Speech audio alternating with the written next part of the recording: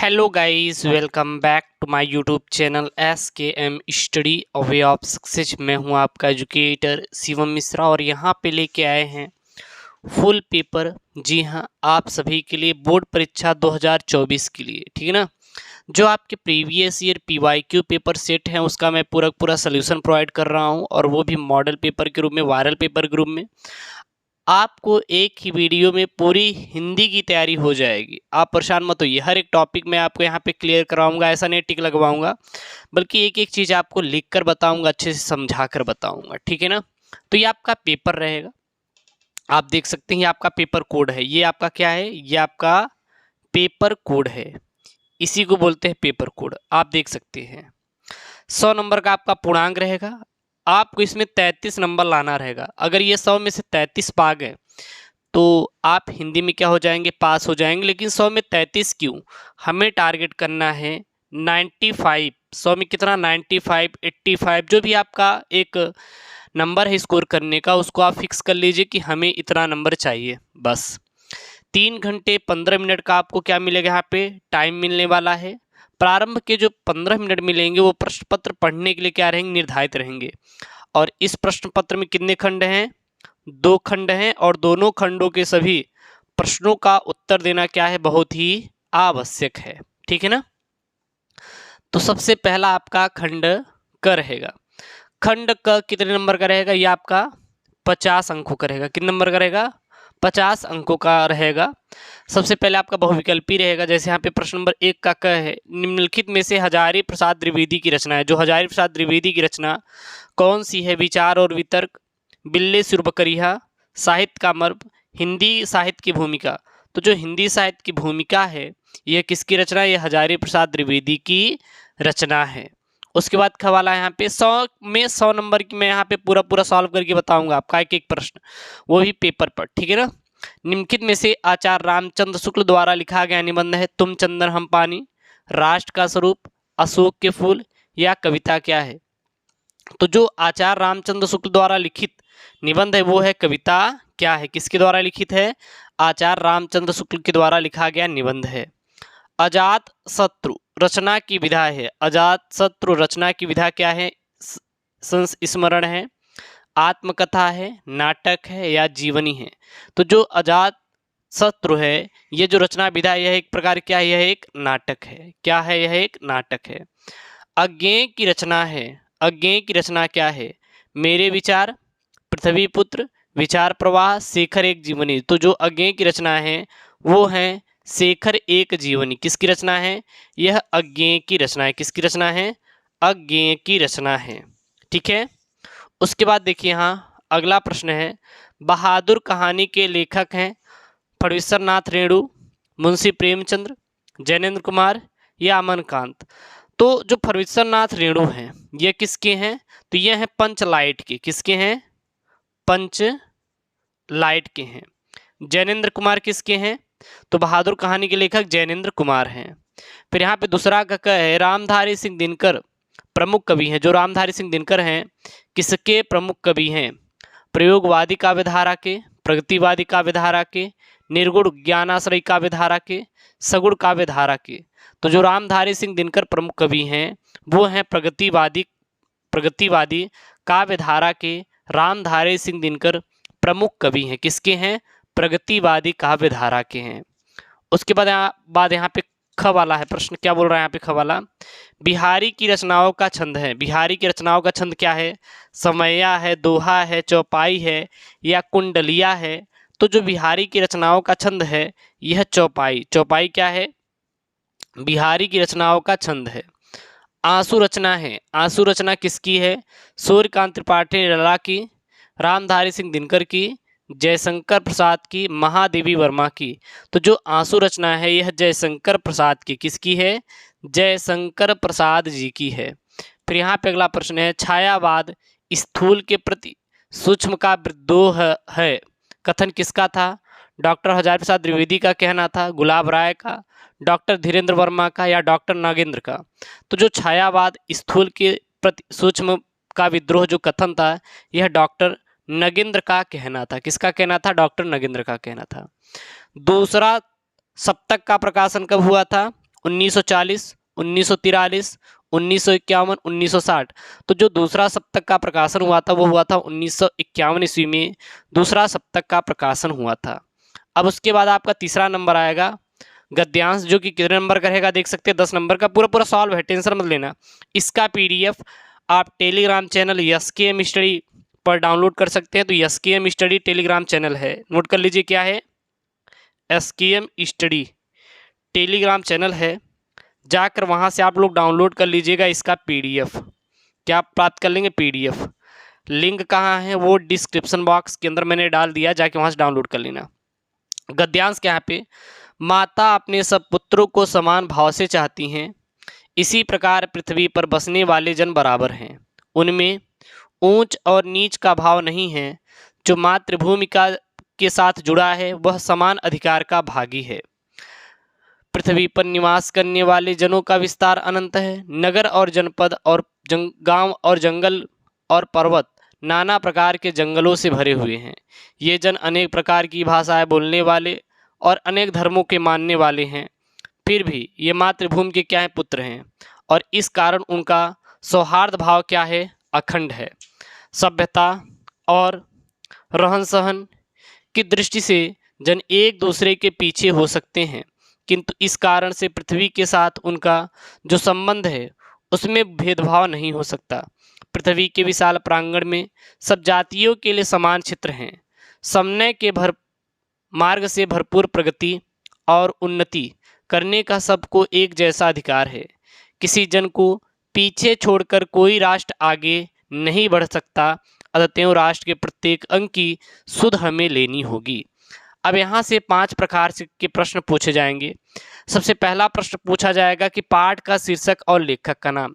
सबसे पहला आपके अंदर एक विचार उत्पन्न होता है कि सर हम कैसे पाठ का शीर्षक और लेखक का नाम, इसी को संदर्भ भी बोलते हैं। क्या बोलते हैं, संदर्भ लिखिए। क्या लिखिए, संदर्भ लिखिए। संदर्भ बोलिए या फिर बोलिए पाठ का शीर्षक और लेखक का नाम। इसको आप कैसे लिखेंगे, तो देखिएगा सीधी सी बात है कि आपको कहीं ना कहीं अगर राष्ट्र का स्वरूप है तो इस पूरे गद्यांश में, इस पूरे गद्यांश में क्या दिखाई देगा, राष्ट्र जरूर दिखाई देगा। ठीक है ना। अशोक का फूल है तो अशोक का फूल दिखाई देगा। इस प्रकार से प्रश्न आपको दिखाई देंगे। अब कहेंगे सर यहाँ पे राष्ट्र कहाँ दिखाई दे रहा है, अरे करेजा निचवा ऊपर तो देखबा यहीं लिखा बाटे। कहाँ लिखा बा करेजा, अरे आदि देख यहीं लिखा बा ना आदि। किसी जन को पीछे छोड़कर राष्ट्र आगे नहीं बढ़ सकता, अतएव राष्ट्र के प्रत्येक अंग की सुध हमें लेनी चाहिए या लेनी होगी। अब देखिए यहाँ पे राष्ट्र आया तो हम क्या बोल दिए, पाठ का शीर्षक राष्ट्र का स्वरूप बोल दिए, और पाठ के लेखक कौन, वासुदेव शरण अग्रवाल। बस दैट्स ऑल। आपको इतना ही करना है, ज़्यादा नहीं करना। पाठ का शीर्षक राष्ट्र का स्वरूप एवं पाठ के लेखक वासुदेव शरण अग्रवाल जी हैं। ठीक है ना। तो ये तो अब हो जाएगा ना। आप लोग बस एक चीज रट लेना कि गद्यांश के शीर्षक और लेखक का नाम। बाकी जब आप गद्यांश को हल करोगे ना तो उसमें मैं आपको कुछ ऐसे से पॉइंट बता दूंगा जिस टिप्स को फॉलो करके आप सॉल्व कर सकती हो। ठीक है ना, विद इन फ्यू मिनट, ऐसा नहीं कि बहुत टाइम लगेगा। उसके बाद रेखांकित अंश की व्याख्या। अब रेखांकित सर अंश की व्याख्या हम कैसे करेंगे, तो मैं आपको सिंपल सा साधारण तौर पे आपको बताना चाहूंगा कि किसी चीज को बढ़ चढ़ के बताना ही क्या कहलाता है, ही रेखांकित अंश की व्याख्या कहलाता है।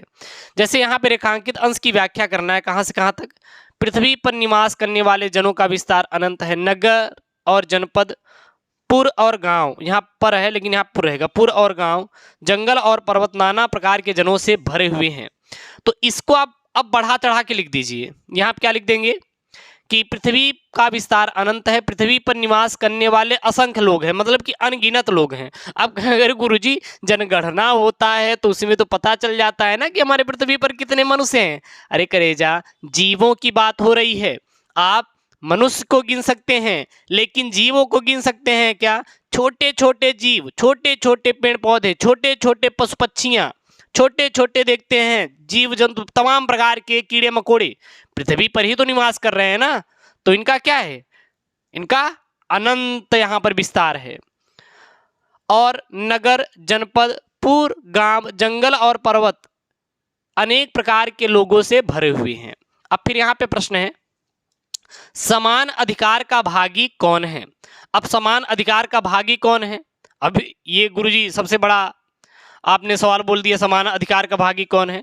अब हम कैसे गुरुजी इसको ढूंढेंगे? तो जहां समान अधिकार का भागी दिखेगा वही इसका आंसर हो जाएगा। देखिए, वह समान अधिकार का भागी है। अरे करेजा, अब कौन वह समान अधिकार का भागी है? कौन वह समान अधिकार का भागी है? तो देखिए इसका आंसर यही है, जो मातृभूमि के साथ जुड़ा हुआ है वह समान अधिकार का क्या है? भागी है। समान अधिकार का क्या है? भागी है। अब क्लियर हुआ ना कि कैसे इसका आंसर देंगे? अब समझ में आया ना कि नहीं? अगर नहीं समझ में आया तो यार कमेंट बॉक्स में अपना कमेंट छाप देना है कि गुरुदेव समझ में नहीं आया, हमें और अच्छे से बता दीजिए, ताकि मैं प्रयास करूं और अच्छे से समझाने का। ठीक है ना? जितना हो पा रहा है मैं एफर्ट डाल रहा हूं और अच्छे से समझा दूंगा, आप टेंशन मत लेना। नहीं पढ़े हैं कोई बात नहीं, जो टाइम मिला है इसमें हम लोग अच्छे से तैयारी करेंगे। उसके बाद है यहाँ पे, पृथ्वी पर किसका विस्तार अनंत है? अब जहां पर विस्तार अनंत है वही इसका आंसर हो जाएगा। देखिए, अब सर विस्तार अनंत है, देखिए विस्तार अनंत है। किसका विस्तार अनंत है? पृथ्वी पर निवास करने वाले जनों का विस्तार क्या है? अनंत है। जनों का विस्तार क्या है? अनंत है। तो यहाँ पे लिखेंगे पृथ्वी पर निवास करने वाले जनों का विस्तार क्या है? अनंत है, बस और कुछ भी नहीं। फिर यहाँ पे है अनंत और जनपद का अर्थ। सर अनंत मतलब होता है जिसका कोई अंत ना हो, उसे तो अनंत कहते हैं। क्योंकि गुरुजी हम अगर अनगिनत पैसा मिल जाए ना तो मजा आई जाए। अरे यार ठीक बात हो, अनगिनत पैसा दिवाई दे, परेशान मत हुआ, ठीक है ना?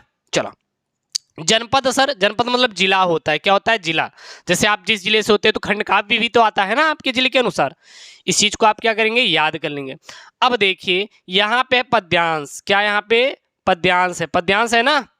पद्यांश है तो इसको हम लोग पूरा पूरा अच्छे सॉल्व करेंगे। देखिए यहाँ पे पद्यांश क्या है, 10 नंबर का है। मैंने यहाँ पे इसका पूरा इसका लिख भी दिया है। शायद आपको नहीं समझ में आ रहा होगा, लेकिन जब मैं पीडीएफ दूंगा तो उसको अच्छे समझ में आ जाएगा। बहुत छोटे छोटे शब्दों में लिखा है। निज जन्म जन्म में सुने जीव यह मेरा, धिक्कार हुआ महास्वार्थ ने घेरा। 100 बार धन्य वह एक लाल की माई, जिसने जना भरत सा भाई। पागल सी प्रभु के साथ सभा चिल्लाई, 100 बार धन्य वह एक लाल की माई। अर्थात यहाँ पे बोला जा रहा है, या फिर आप इसको गाकर भी बोल सकते हैं, निज जन्म जन्म में सुने जीव यह मेरा, धिक्कार उसे वा महास्वार्थ ने घेरा। मतलब कि यहाँ पे ये बताया जा रहा है कि अब तो जन्म जन्मांतर तक मेरी आत्मा यह सुनने के लिए विवश होगी कि अयोध्या की रानी कैकेयी को महास्वार्थ ने घेर कर ऐसा अनुचित कर्म कराया कि उसने धर्म का मार्ग त्याग कर अधर्म के मार्ग के चलने का अनुसरण किया। 100 बार धन्य वह एक लाल की माई, यानी कि कैकेयी की इन बातों को सुनकर राम सहित सभा सदों ने एक स्वर में कहा कि भरत जैसा महान पुत्र रत्न को जन्म देने वाली माता 100 बार धन्य है। जिस जननी ने जना भरत सा भाई, पागल सी प्रभु के साथ सभा चिल्लाई, 100 बार धन्य वह एक लाल की माई। अर्थात यहाँ सभी लोगों के द्वारा एक मत से कैकेयी को निर्दोष कहा जा रहा है, और सभासदों की बात को सुनकर कैकेयी ने प्रतिक्रिया करते हुए कहती है कि मैं उस पुत्र की अभागिन माता हूँ जिसे बात मैंने खो दिया। वह पुत्र अब मेरा नहीं रहा, यह पुत्र रहेगा, पुत्र भी मेरा नहीं रहा। उसने मुझे माता मानने से इनकार कर दिया। मैं हर प्रकार से अपशय ही कमाया और स्वयं को क्या किया? कलंकित भी कर लिया। तो इसका मतलब यही हो जाएगा, ठीक है ना? अब यहाँ से करेजा लोग 4-5 प्रकार से प्रश्न पूछे जाएंगे। देखिए कैसे 5 प्रश्न पूछे जाएंगे आपके पेपरवा में। अब देखिए कैसे कैसे हम हर एक इंपॉर्टेंट चीज बताओ, टेंशन मत ले आप लोग, ठीक है ना? हाँ, यूपी बोर्ड के भी ये छाप लोग क्या होगे। सबसे पहले उपयुक्त पद्यांश के कवि और कविता का नाम लिखिए। तो पाठ का शीर्षक क्या है? कैकेयी का अनुताप। और रचनाकार कौन है? मैथिली शरण गुप्त जी हैं।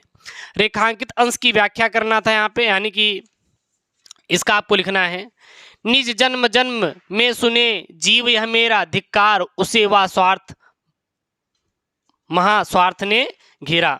अर्थात यहाँ पे लिखेंगे कि कैकेयी पश्चाताप व्यक्त करते हुए कह रही हैं कि अब जन्म जन्मांतर तक मेरी आत्मा यह सुनने के लिए विवश होंगी कि अयोध्या की रानी कैकेयी को महास्वार्थ ने घेर कर ऐसा अनुचित कर्म कराया कि उसने धर्म के मार्ग का त्याग कर अधर्म के मार्ग का अनुसरण किया। ठीक है ना। फिर यहाँ पे है कैकेयी स्वयं को धिक्कारते हुए क्या कहती है, तो कैकेयी स्वयं को धिक्कारते हुए कहती है कि जन्म जन्मांतर तक मेरे प्राण यह सुनते रहेंगे कि मैंने स्वार्थवश अनुचित कार्य किया। उसके बाद है कैकेयी के प्रायश्चित के बाद श्री राम उनसे क्या कहते हैं, तो कैकेयी के प्रायश्चित के बाद श्री राम उनसे कहते हैं कि माता ने भरत जैसा भाई को जन्म दिया वह 100 बार धन्य है।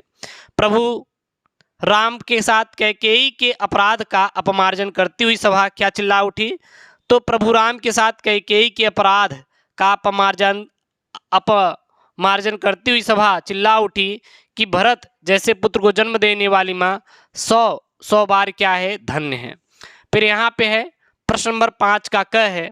अब प्रश्न नंबर 5 का जो क और ख रहेगा ये 10 नंबर का रहेगा। क्या रहेगा देखिए, निम्नलिखित में से किसी एक लेखक का साहित्यिक परिचय देते हुए इनके प्रमुख रचनाओं का उल्लेख कीजिए। 5 नंबर का रहेगा वासुदेव शरण अग्रवाल, प्रोफेसर जी सुंदर रेड्डी, डॉक्टर हजारी प्रसाद द्विवेदी। तो वैसे तो आप लोग लिख लेंगे लेकिन आपको याद रहना भी जरूरी है, तो याद कराने के लिए मैं पॉइंट वाइज करके लेकर आया हूं यहाँ पे डॉक्टर हजारी प्रसाद जी का संक्षिप्त जीवन परिचय। सबसे पहले इनका जन्म 1907 ईस्वी में, जन्म स्थान दुबे का छपरा बलिया में, पिता का नाम अनमोल द्विवेदी और माता का नाम ज्योतिषमती था सर। और इनके बचपन का नाम क्या था, इनके बचपन का नाम था वैद्यनाथ द्विवेदी और इनके अनेक महत्वपूर्ण पदों पर कार्यरत भी थे और इनकी मृत्यु 18 मई सन 1979 ईस्वी को हो गई थी। उसके बाद देखिए ख वाला है यहाँ पे, निम्नलिखित में से इनके प्रमुख कृतियां भी आप याद कर लेना। ठीक है ना, इनकी जो कृतियां हैं आप लोग प्रमुख याद कर लेना, अगर याद है तो कमेंट बॉक्स में छाप देना। फिर ख वाला यहाँ पे है कि निम्नलिखित में से किसी एक कवि का साहित्यिक परिचय देते हुए उनकी काव्य कृतियों पर प्रकाश डालिए। 5 नंबर का है महादेवी वर्मा, रामधारी सिंह दिनकर, सुमित्रानंदन पंत। यहाँ पे 3 है तो इसमें मैं लिया हूँ रामधारी सिंह दिनकर का संक्षिप्त जीवन परिचय। सबसे पहले रामधारी सिंह दिनकर का संक्षिप्त परिचय देखेंगे। जन्म तो इनका जन्म 30 दिसंबर 1908 ईस्वी में हुआ था। जन्म स्थान सिमरिया मुंगेर जो कि बिहार जिला में। पिता का नाम रवि सिंह था और भाषा इनकी खड़ी बोली थी। शैली प्रबंध और मुक्तक थी और प्रमुख रचनाएं जैसे उर्वशी, कुरुक्षेत्र, सामधेनु, रेणुका, परशुराम की प्रतीक्षा इत्यादि इनकी क्या थी, प्रमुख रचनाएं थी। इनकी मृत्यु हुई थी 24 अप्रैल 1974 ईस्वी को। रामधारी सिंह दिनकर की क्या हो गई थी, मृत्यु हो गई थी। फिर यहाँ पे छठा है, यहाँ पे छठा देखिए क्या है प्रश्न यहाँ पे, पंचलाइट अथवा बहादुर कहानी का सारांश लिखिए। अधिकतम शब्द सीमा 80 शब्द अथवा ध्रुव यात्रा अथवा बहादुर कहानी के उद्देश्य पर प्रकाश डालिए। ठीक है ना, कितने नंबर का देख सकते हैं, 5 नंबर का। कितने नंबर का है, 5 नंबर का है। यहाँ पे उत्तर लिखेंगे पंचलाइट कहानी का सारांश। क्या लिखेंगे, पंचलाइट कहानी का सारांश। पंचलाइट की कहानी रेणु जी की एक प्रसिद्ध आंचलिक कहानी है जिसमें बिहार के एक गांव का चित्र प्रस्तुत किया गया है। इसमें एक गांव होता है जिसमें एक महतो टोली नामक समूह में गांव के लोग रहते हैं। यह टोली रामनवमी के मेले से पेट्रोमैक्स खरीद कर लाती है जिसे पंचलाइट कहकर बुलाते हैं। उसके बाद रात के समय यह लोग पूजा का आयोजन करते हैं, लेकिन इस मौके पर किसी को यह पता नहीं चलता कि पेट्रोमैक्स जलेगा कैसे। इसी टोली में गोधन नाम का एक युवक होता है जो मुनरी नामक एक युवती से बहुत ही प्रेम करता है। एक दिन गोधन मुनरी के घर के सामने से सलीम का गाना गाता हुआ जा रहा था और मुनरी की काकी गुलरी गोधन को क्या करती हैं, देख लेती हैं और जिसकी शिकायत पंचों से कर देती हैं और पंच गोधन को अपने टोली से बाहर कर देते हैं। मुनरी को यह पता था कि गोधन पेट्रोमैक्स जला लेता है और इसी बात को चतुराई से पंचों तक पहुंचा देती है। फिर गोधन आकर पंचलाइट को जला देता है जिससे सभी टोली के लोग खुश हो जाते हैं और पंच उसे माफ़ कर देते हैं और कहते हैं कि 7 खून माफ़, खूब गाओ सलीम का गाना। और गुलरी काकी भी गोधन को रात के समय भोजन पर बुलाती हैं। बस उसके बाद आपका 100 पठित खंड काव्य आएगा। तो 100 पठित खंड काव्य आपका देखिए यहाँ पे है कि स्वपठित खंड काव्य, आपको उत्तर देना रहेगा 5 नंबर का रहेगा। जैसे यहाँ पे मुक्ति यज्ञ है, सत्य की जीत है, रश्मि रथी है, आलोक वृत्त है, त्यागपथी है, श्रवण कुमार है। तो ये आपके जिले के अनुसार आएगा, ठीक है ना। ऐसा नहीं कि मैं यहाँ पे एक बता दूंगा, तो आपके जिले के अनुसार आएगा। तो मैं वीडियो तैयार कर रहा हूँ, बहुत ही जल्द आपके सामने प्रस्तुत रहेगा वीडियो। एक ही वीडियो में मैं सारे खंड काव्य को कवर करवा दूंगा, तो आपको टेंशन तो लेनी है नहीं, क्योंकि एक ही वीडियो में सारे खंड काव्य कवर हो जाएंगे, ठीक है ना। अगर यहाँ पे रश्मि रथी का मैंने 5वां असर करवा दिया, अगर आपके जिले के अनुसार 5वां असर गए तो आप यहाँ पे देख के इसका नोट कर लीजिए। उसके बाद खंड ख है, यहाँ पे खंड ख कितने नंबर का आएगा, 50 अंकों का खंड ख भी आपका रहने वाला है, देख सकते हैं।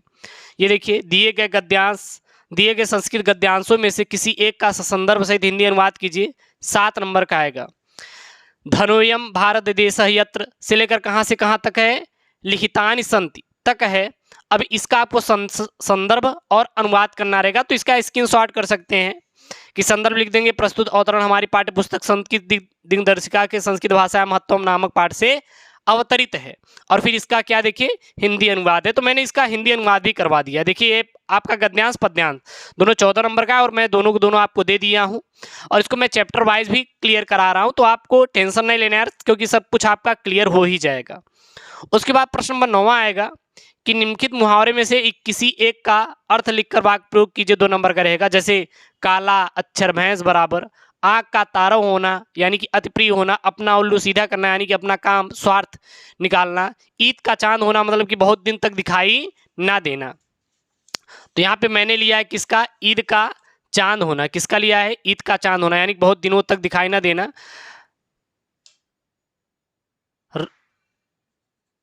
यहाँ पे अरे रमेश तुम तो ईद के चांद हो गए, अब तुम दिखाई नहीं पड़ते, इस प्रकार लिख सकते हैं। फिर देखिए आपका प्रश्न नंबर 10 जो है वो अपठित गद्यांश जुड़ा हुआ है नया, जो कि पहले संधि विच्छेद हुआ करता था, विभक्ति और वचन, इसको निकाल के आपका अपठित गद्यांश जुड़ा हुआ है। तो वो मैं किसी और अगले वीडियो में डिटेल में कर दूंगा, बस 5 नंबर ही, बाकी 95 नंबर तो मैंने सॉल्व ही किया है, तो उसको मैं करवा दूंगा। फिर यहाँ पे शब्द युग्म का चयन करने के लिए 2 नंबर का है। अनिल और अनल हवा और क्या हो जाएगा, आग हो जाएगा। अंबुज और अंबुद कमल और क्या हो जाएगा, बादल हो जाएगा। फिर यहाँ पे ख वाला है कि निम्नलिखित शब्दों में से किसी एक शब्द के 2 अर्थ लिखिए, 2 नंबर का है। गति, तीर और पयोधर। तो यहाँ पे मैंने लिया है तीर का। तीर का क्या होता है, बाण होता है, किनारा होता है, और क्या होता है, सीमा होता है। फिर यहाँ पे है वाक्यांशों के लिए एक शब्द का चयन कीजिए। आशा से अधिक आशातीत हो जाएगा। आशा से अधिक को क्या कहते हैं, आशातीत। जानने की इच्छा रखने वाले को क्या कहते हैं, जिज्ञासु कहते हैं। क्या कहते हैं, जिज्ञासु कहते हैं। फिर यहाँ पे है 2 आपको वाक्यों को शुद्ध करके लिखना है, 2 नंबर का है। जैसे यहाँ पे है व्यक्ति और जीवन का घोर संबंध है, बेटी तो पराया धन होता है, 4 कानपुर के व्यक्ति बोले, दरिद्रता जैसी शस्त्र दूसरी नहीं। तो यहाँ पे शुद्ध रूप पहला का व्यक्ति और जीवन का घोर संबंध है, तो साहित्य और जीवन में घनिष्ठ संबंध है। बेटी तो पराया धन होता है, बेटी पराया धन होता है, बेटी पराया धन होता है।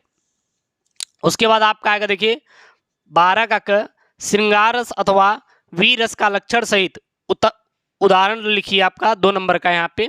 तो यहाँ पे वीर रस है, तो सबसे पहले वीर रस की परिभाषा।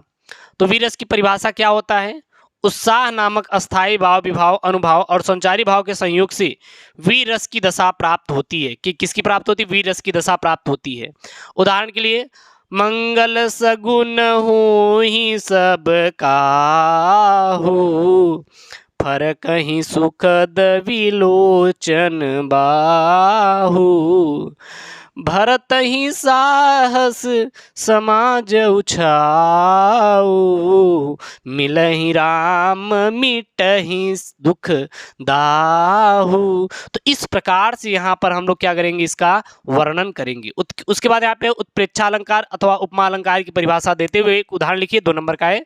तो उपमा अलंकार, तो परिभाषा क्या लिखेंगे, जिसमें किसी वस्तु की समानता या तुलना किसी प्रसिद्ध वस्तु से की जाती है, वहां पर उपमा अलंकार होता है। उदाहरण के लिए तारा सो तरनी धूरी धरा में लगत जिमी, थारा पर पारा परावार यो हलत है, ये क्या हो जाएगा, उपमा अलंकार। उसके बाद कुंडलनिया छंद, कुंडलिया छंद अथवा दोहा छंद की लक्षण और उदाहरण दीजिए 2 नंबर का। तो यहाँ पे हम दोहा छंद लिए हैं। परिभाषा, यह अर्ध सममात्रिक छंद है। इसमें 4 चरण होते हैं। पहले और तीसरे चरण में 13-13 मात्राएं और दूसरे और चौथे चरण में 11-11 मात्रा होती है और सम चरणों के अंत में गुरु और लघु होता है। मैंने डिटेल में समझाया है लघु और गुरु, link in the description box जाके पढ़ लेना, ठीक है ना, वहाँ पे मैंने बताया भी है।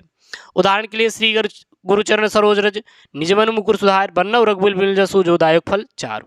फिर यहाँ पे प्रश्न नंबर 13 है, किसी विद्यालय के प्रधानाचार्य को सहायक अध्यापक की भर्ती हेतु एक पत्र लिखिए, या फिर किसी बैंक के प्रबंधक को अपने अध्ययन हेतु ब्याज ऋण पर एक प्रार्थना पत्र लिखिए। तो इस प्रकार से यहाँ पे मैंने फॉर्मेट दे दिया है। आप जो भी रहेगा बीच में डिटेल में भरिएगा, जिसके लिए लिख रहे हैं यहाँ पे लिख दीजिएगा और यहाँ पे भवदीप अपना आप एड्रेस लिख देंगे, यहाँ पे आप दिनांक, बस यही फॉर्मेट आपको अपनाना है और कोई भी आपको अलग से फॉर्मेट अपनाने की जरूरत बिल्कुल भी नहीं है, ठीक है ना।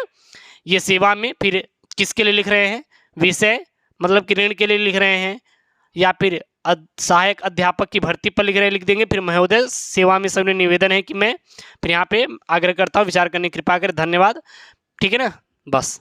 उसके बाद आपका निबंध आएगा। देखिए कि निम्नलिखित विषयों में से एक पर अपनी भाषा शैली में निबंध लिखिए। 9 नंबर का है, आज़ादी का अमृत महोत्सव, नई शिक्षा नीति, पर्यावरण संरक्षण, मेरा प्रिय लेखक और वर्तमान समाज में नारी की स्थिति। तो यहाँ पर है अपना प्रिय लेखक पर, ठीक ना, प्रिय लेखक पर मैंने लिया है, प्रस्तावना है यहाँ पे। सबसे पहले आप देंगे प्रस्तावना, तो क्या लिखेंगे, सुमित्रानंद पंत जी, मतलब कि किसी का यहाँ पे देना, जो भी आपको लेखक का याद रहेगा यहाँ पे आप दे देंगे, उनकी प्रमुख रचनाएं, फिर काव्यगत इनकी विशेषताएं क्या क्या थी, जैसे आप लिख देंगे प्रस्तावना में कि सुमित्रानंद पंत जी अल्मोड़ा नगर के कौसानी गांव में 20 मई 1900 ईस्वी को इनका जन्म हुआ था। उनके पिता का नाम, मतलब इनके पिता का नाम गंगादत्त और माता का नाम सरस्वती देवी था, परंतु जन्म के कुछ समय बाद ही माता का देहांत हो गया। उनके बचपन का नाम गुसाई दत्त था और काशी के जय नारायण स्कूल से 1919 ईस्वी में उन्होंने हाई स्कूल परीक्षा उत्तीर्ण की और इलाहाबाद के म्योर सेंट्रल कॉलेज में इन्होंने प्रवेश लिया और 1921 में गांधी जी के आह्वान पर उन्होंने कॉलेज छोड़ दिया और साहित्य साधना में संलग्न हो गए। फिर इनकी प्रमुख रचनाएं जैसे युग, पथ, उत्तरा, अतिमा, रजत, रश्मि, चितंबरा, कला और बूढ़ा चांद, रश्मिबंध, लोकायतन और अनेक काव्य ग्रंथ हैं। अब काव्यगत विशेषताएं जैसे इनकी प्रकृति सौंदर्य, राष्ट्र भावना, भाषा शैली, रस छंद अलंकार और फिर लास्ट में इनका उपसंहार लिख देंगे। तो इस प्रकार से आपको लिखना है। तो यहाँ पर मैंने पूरा 100 नंबर का आपका हिंदी का पेपर बताया है। आप पेपर तैयार करिए, 100 में 95 का टारगेट कर लो यार, पूरा हो जाएगा। जितना मैं वीडियो लेके आ रहा हूँ बस पढ़ते चले जाइए। इसका पीडीएफ मैं टेलीग्राम चैनल SK मिस्टर भेज दूंगा, जाके वहाँ से डाउनलोड कर लेना, link in the description box. मैंने सारी चीज़ों को डिटेल में समझाया है, एक भी टॉपिक मैंने छोड़ा नहीं है। हाँ, जो अपठित गद्यांश है उसको मैं अलग से मतलब सॉल्व कराऊंगा, क्योंकि वो आपका एक अलग पार्ट हो जाता है इंपॉर्टेंट वाला, तो दिन उसकी टेंशन मत लेना। और ऐसी वीडियो चाहिए तो प्लीज़ यार चैनल को सब्सक्राइब करो और वीडियो को लाइक करो और अपने दोस्तों के साथ वीडियोस को क्या कर देना, शेयर कर देना। तो मिलते हैं नेक्स्ट वीडियो में। ओके दोस्तों, थैंक यू, जय हिंद, टेक केयर, बाय बाय।